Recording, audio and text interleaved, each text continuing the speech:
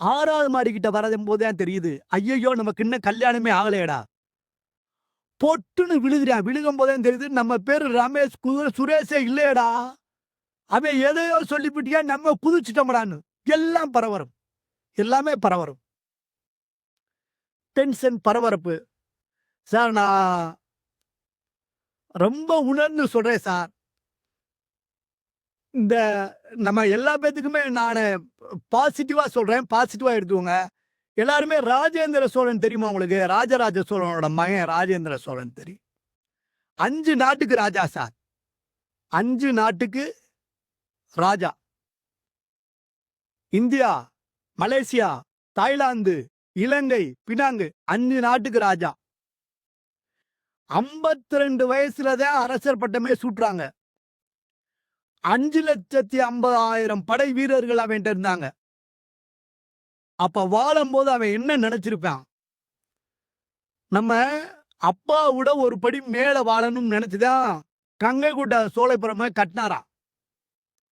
வாழுகிற போது எவ்வளவோ அப்பாவோட நல்லா வாழ்ந்துடணும். நம்ம தான் உலகத்திலே பெரிய ராஜா அப்படிலாம் இருந்தவரு.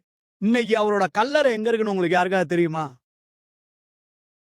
பழையாறைன்னு ஒரு கிராமத்துல, சின்ன குக்கிராமத்துல இருக்கு. ஏன் சொல்றேன்னா, வாழும்போது எந்த டென்ஷன் வேணாம். எந்த பரபரப்பு வேணாம். ஆனந்தமா வாழுவோம். மகிழ்ச்சியா வாழுவோம். சில பேர்லாம் டென்ஷனோடே இருக்கு. ஆமா. ஒரு புது கவிதை இருக்கு சார். இது எந்த அளவுக்கு உங்களுக்கு நான் உங்களுக்கு புரியிற அளவுக்கு சொல்றேன். எனக்கு தெரிஞ்ச அளவு. சின்னசாமி செத்தான். சரி என்றைக்கு வாழ்ந்தான். அப்படின்னு ஒரு கவிதை இருக்கு. சின்னசாமி செத்துட்டான். சரி என்னைக்குடா வாழ்ந்தாமே? அப்படின்னா பொழைச்சிருக்காமே. சாப்பிட, தூங்க, எந்திரிக்க, நடக்க பொழைச்சிருக்கான். வாழ்றதுக்கும் பொழைக்கிறதுக்கு என்ன சார் வித்தியாசம்? வாழ்றதுக்கும் பொழைக்கிறதுக்கு என்ன வித்தியாசம்னா, நம்ம வாழ்க்கைய ஆனந்தமா, நிதானமா, நமக்கு புடிச்ச விஷயங்களவே செஞ்சு செஞ்சு வாழ்றதா வாழ்றது. இப்ப பிரஷரோடே வாழ்றோம். அன்னைக்கு ஒரு குழந்தை ஊஞ்சல்ல ஆடிக்கிட்டு இருந்திருக்கு. அவங்க அப்பா வந்து கேட்டிருக்காரு, "ஏண்டா இப்படி ஆடிக்கிட்டு இருக்கையே, படிச்சானடா?" அப்படின்ட்டுருக்காரு. "படிச்சு" அப்படின்ட்டுருக்கான். "படிச்சா நல்ல மார்க் வாங்கலாம்டா. நல்ல மார்க் வாங்கி ஒரு டாக்டர், ஒரு ஐஏஎஸ் ஆபீசர் அப்படின்னு நல்ல வேலைக்கு போலாம். சரி நல்ல வேலைக்கு போய், நல்ல பொண்ண கல்யாணம் பண்ணலாம்." அப்படிங்கான். அவன் கேட்டுருக்கான் திரும்ப, "நீ நல்லா படிச்சு நல்ல வேலைக்கு தானே போற?" "ஆமா." "உனக்கு நல்ல ஒய்ஃபே அமையலையேப்பா" அப்படின்ட்டுருக்கான். "என் தலையெழுத்த விட்றா. சரி நல்ல பொண்ண கல்யாணம் பண்ணி, நல்ல குழந்தைகளை பெத்து அத படிக்க வைக்கலாம். படிக்க வச்சு, நல்ல வாழ்க்கைய வாழலாம். வாழ்ந்து, அக்கடான்னு இப்படி உட்கார்ந்து ஆடலாம்டாப்ல. அதத்தானப்பா இப்ப செஞ்சுக்கிட்டு இருக்கேன். இவ்வளவு ப்ராசஸ் எல்லாம் பண்ணி, இப்படி அக்கடான்னு ஆடுறதுக்கு, இப்பயும் அப்படித்தானே ஆடுறேன்." அப்படின்னு இருக்கான். இப்ப நெறைய பேர் என்ன நினைக்கிறாங்கன்னா, நல்லா படிச்சுட்டோம்னா, நல்ல மார்க் வாங்கிட்டான். ரொம்ப நன்றி சார். ரொம்ப நல்ல வேலைக்கு போயிட்டான். வாழ்க்கை ரொம்ப சூப்பரா இருக்கும். அதான் டார்கெட் வச்சு வாழ்றோம். டார்கெட் வச்சு. +2 படிக்கிறவங்க வீட்ட பாருங்களேன். மயான அமைதியா இருக்கும்.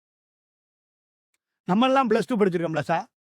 நான்லாம் 1வது பரீட்சைக்கு எப்படி போனேனோ, அதே மாரி தான் 12வது பரீட்சைக்கும் போனேன். 12வது பரீட்சை என்ன நடக்குமே எனக்கு தெரியாது. ஆனா இன்னைக்கு அப்படி கிடையாது. வீடே அமைதியா இருக்காய்ங்க. பேப்பர் கத்தாதீங்க. ஏன் பையன் +2. டிவி கிடையாது. கேபிள் கிடையாது. பால் கத்தாத. ஏன் பையன் +2. போன் வருது. ஹலோ உங்க தாத்தா இறந்துட்டாரு. நாங்க வரமாட்டோம். ஏன் பையன் +2. பையன் +2னா தாத்தா சாகக்கூடாதா? வீடு அவன்ட்ட சொல்றாங்க, "நீ எப்படியாவது டாக்டர் ஆயிரு." அம்மா வந்து, "நீ எப்படியாவது இன்ஜினியர் ஆயிரு." அவங்க தாத்தா, "நீ எப்படியாவது கலெக்டர் ஆயிரு." அப்படின்றா. அவன் ஒருத்தன் எப்படிங்க இத்தனையும் ஆக முடியும்? மொத்தத்துல அவன் லூஸ் ஆயிடுறான். மென்டல் ஆயிடுறான். எல்லாரும் டென்ஷனா இருக்காங்க. ஸ்டூடெண்ட் ஜாலியா இருக்கான் செல்ல பார்த்துக்கிட்டு. ஆமா சார். இன்னைக்கு சார் பிள்ளைங்களுக்கு நான் சொல்லி தரேன் சார். யாரும் தப்பா நினைக்காதீங்க. பிள்ளைகள படிங்க. மார்க் வாங்குறோம்னு சொல்லி தரோம் சார். யாராவது நல்ல புத்தகங்கள படிங்க அப்படின்னு சொல்லி குடுத்துருக்கோமா சார்? சொல்லிக் கொடுக்குறேன்.